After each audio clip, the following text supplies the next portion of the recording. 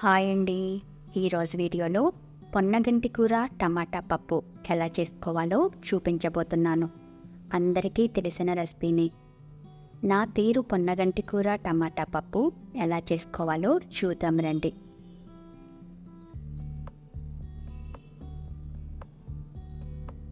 ముందుగా కుక్కర్ని తీసుకొని అందులో 100 గ్రాముల కందిపప్పుని వేసుకోండి. 1-2 సార్లు శుభ్రంగా వాష్ చేసుకోండి. కడిగిన కందిపప్పులో 4-5 సార్లు శుభ్రంగా వాష్ చేసిన ఒక కట్ట పొన్నగంటి ఆకుని వేసుకోండి. ఇందులో 2 మీడియం సైజ్ టమాటా ముక్కలు, చీరుకున్న పచ్చిమిర్చి 2, 4-5 ఉల్లిపాయ చీరికలు, 1/2 టీ స్పూన్ పసుపు, ఏ కప్పుతో అయితే కందిపప్పు తీసుకున్నామో అదే కప్పుతో 3 కప్పుల నీళ్లు, నిమ్మకాయంత సైజు చింతపండు వేసి ఆపై కుక్కర్ని మూతపెట్టి 4-5 విజిల్స్ రానివ్వండి.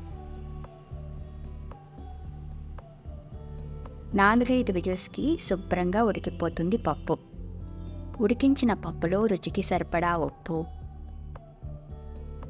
1/2 టేబుల్ స్పూన్ కారం వేసి బ్లెండ్ చేయండి.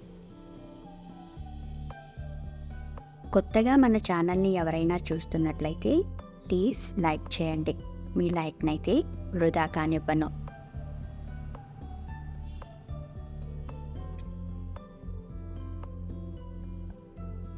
బ్లెండ్ చేసిన పప్పుని పక్క నుంచి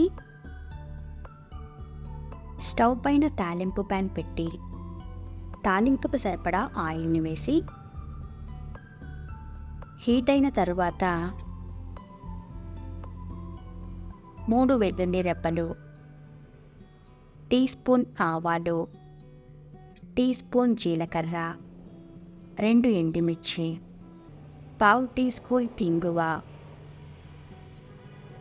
2 రెబ్బలు కరివేపాకు వేసి వేయించండి.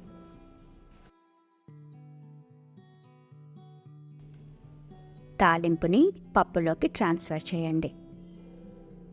అంతేనండి, సింపుల్ అండ్ సూపర్గా చేసుకునే పొన్నగంటి కూర టమాటా పప్పు తయారు. ఈ వీడియో మీకు నచ్చినట్లయితే లైక్ చేయండి, షేర్ చేయండి, సబ్స్క్రైబ్ చేయండి. Thank you.